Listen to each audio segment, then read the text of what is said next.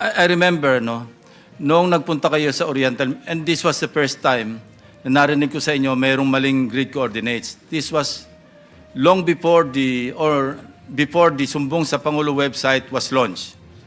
Sinabi nyo kagad sa inyong interview, mali yung grid coordinates namin ng aking team na in-inspeksyon namin na kinunclude namin ghost project sa Sitio Dique, Oriental Mindoro. And we were very sure na hindi yon na hindi mali. Alam namin talagang ghost project because we never relied or we did not rely on the Sumbong sa Pangulo, which at that time was not yet in existence. Hindi pa ito na-launch. Bakit meron na kagad kayong parang subliminally or consciously, alam niyo nang may mga maling grid coordinates? That was the first time, you know, when I first learned na talagang meron mga nasubmit sa Sumbong sa Pangulo na maling grid coordinates, you know, my investigator's mind, no? Kaya unang naisip ko Secretary, bakit kayo nakapagsalita noon na mali yung grid coordinates namin when in fact we did not rely on the Sumbong sa Pangulo grid coordinates.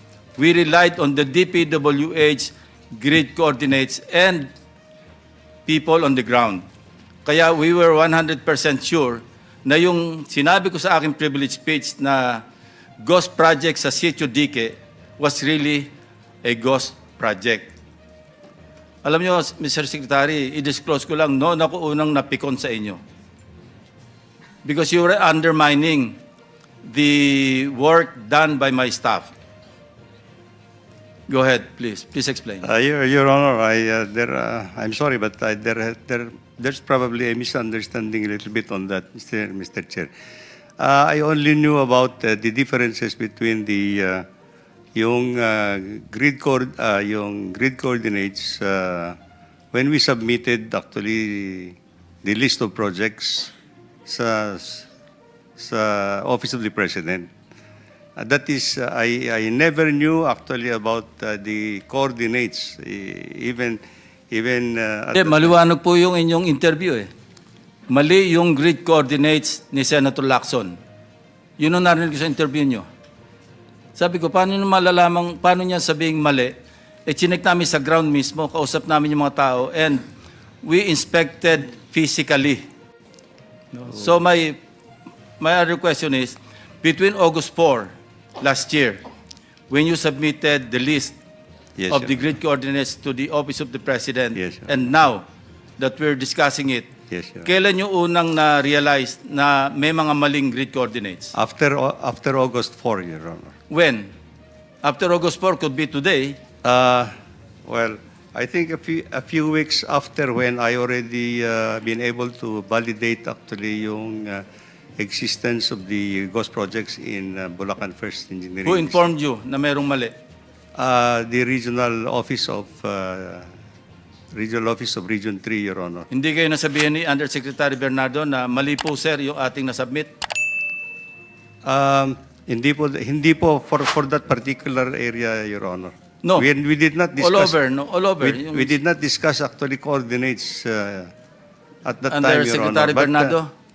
We did not discuss the coordinates actually at that time. It's only the presence of Yeah, the okay. potential. I want to hear from Undersecretary Bernardo because in one of our private conversations, na-take up niya yan Nasabi na sa inyo na mali po sir yung ating nasubmit. When was that? Mr. Chair, basta ang naalala ko lang po noon is that when I talked to one of my, especially Region 4B, during that time, because there were issues in Region 4B that I think hindi naman po ghost talaga. So, ang ginawa ko po doon, with the Director, Gerald Pacana, na hindi ko po makausap noon, ay naalala ko po noon, kinausap ko si Engineer Altea at saka si Ruben Santos, na sabi ko, paliwanag nyo na kay Secretary yan dun sa yung sitwasyon natin na baka mali yung mga coordinates. Kasi ang pinag-iisipan po namin is that, although alam po naman ng taga-DPWH to, the late Undersecretary Cabral made the submission to the PMS. I think she directly submitted that to the PMS. Meron po siyang kausap doon. And of course, I think the Secretary during that time cannot read all these documents. Hindi naman po niya ano yun eh. Ang alam ko po noon, nagpapalitan lamang ng nagsasabit si Jose Cabral sa PMS. So yun po yung alam ko. So that is why, ang sinabi ko po, paliwanag ninyo kay Secretary Bonoan na mali ang coordinates. Baka kailangan maano niya. And I think between those period, may napaliwanag po ni Ruben Santos kay Secretary. Nabanggit po sa kanya. Kailan po ito? I think after the submission na po nung sambong sa Pangulo, Mr. Chair. After August 4. After August 4 po. So, how many days after August 4 yan?